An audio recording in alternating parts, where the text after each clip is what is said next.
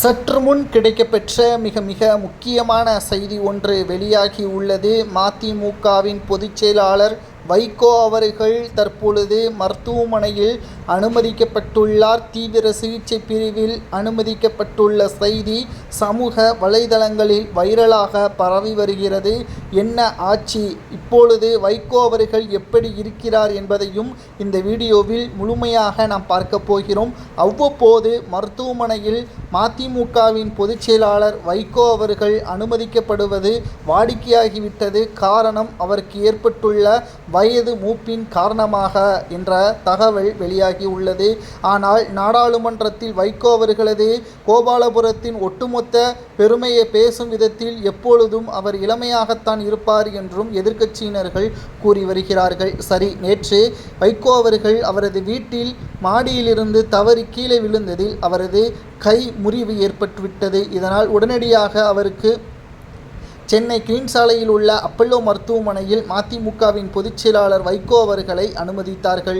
வீட்டில் தவறி விழுந்ததால் இந்த பிரச்சனை ஏற்பட்டுள்ளது என்ற காரணத்தினால் இன்னும் அவர் 2 மாதங்கள் எந்த ஒரு அரசியல் நிகழ்ச்சிகளிலும் கலந்து கொள்ளக்கூடாது. அவருக்கு பதிலாக அவரது மகன்தான் கலந்து கொள்வார் என்பதையும் அவரது உறவினர்கள் தெரிவித்திருக்கிறார்கள். கட்சி ரீதியாகவும் தற்பொழுது தகவல்கள் வெளியாகி உள்ளது. இன்னும் 12 மாதங்கள் தான் இருக்கிறது சட்டசபை தேர்தலுக்கு.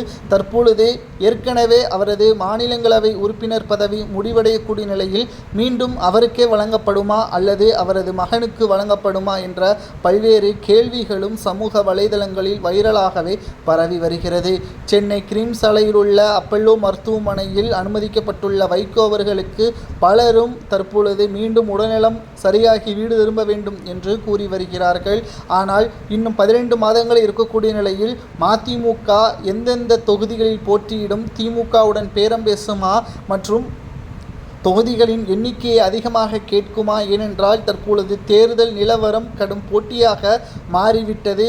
திமுகவின் தலைவரும் தமிழக முதல்வருமான ஸ்டாலின் அவர்களிடம் ஏற்கனவே தொகுதி பங்கீடு பற்றி பேசும் பொழுது எனக்கு தொகுதியை விட பெட்டிதான் முக்கியம் என்று ஒரு செய்தியாளர் சந்திப்பின் பொழுதே வாய் தவறி கூறியிருப்பார். தற்பொழுதே அவரது உண்மையான முகம் என்ன என்பது அப்பொழுதே புரிந்திருக்கும்.